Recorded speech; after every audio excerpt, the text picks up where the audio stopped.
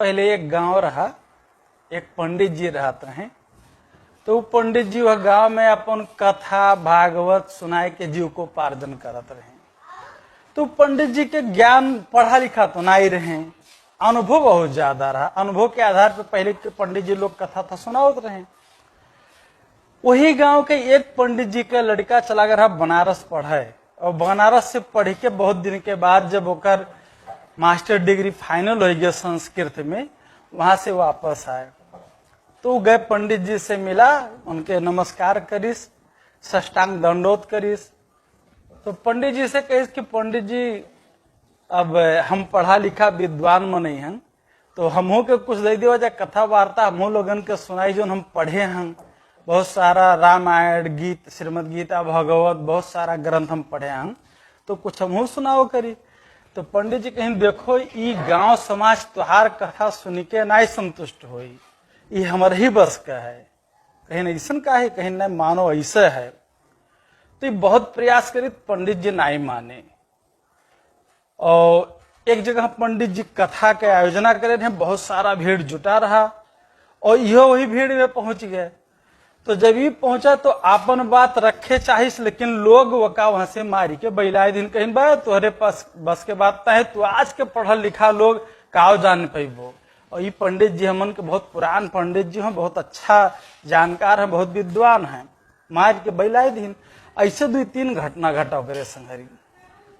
तो सोचेला कि हम कौन उपाय अपनाई कि जोने से अब पंडित जी के जोन ये अंधविश्वास जोन एक लोगन के अंदर भरा है, जोन बिना कोनो सत्य पे आधारित, बिना कोनो प्रमाण पे आधारित जोन कथा कविता कहानी या घटना जोन बतावत होकर आधार पे सब इन्हें दान दक्षिणा दिए तो बेकार है।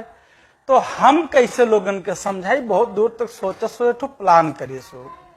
और प्लान क्या करिए कि पंडित जी एक दिन कथा का आयोजना करे रहे, बहुत भव्य भीड़ भवा, और इन्हों गए वहीं, और कथा शुरू हो गई, कथा चले लाग।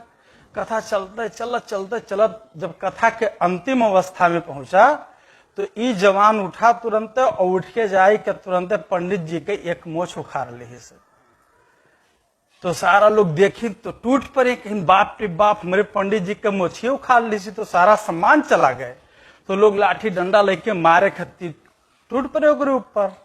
तो हाथ जोड़ेला कि भैया हम पीटो ना, कहीं नहीं तो पंडित जी का मोछ काहे उखाड़ो, तो कहीं न पीछे एक कारण है, तो कहीं बताओ, तो कहीं नहीं। अब एक ना पूछो, हम छोड़ दो, आज के बाद हम कब्बो यही गांव में नहीं रह, हम जाए दो, कहीं ना हमरे छोड़ा नहीं जाए, पहले का रीजन बताई दो। तो कहीं ठीक है, आप लोग नहीं मानत हो तो सुनो।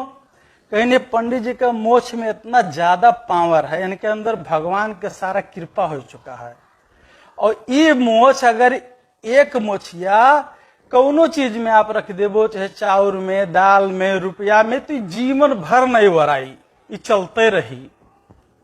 बस जैसे ही बात कही तैसे सारा लोग पंडित जी के ताड़े लागे, और जब ताड़े लागे तो सारा लोग टूट पड़े पंडित जी पे।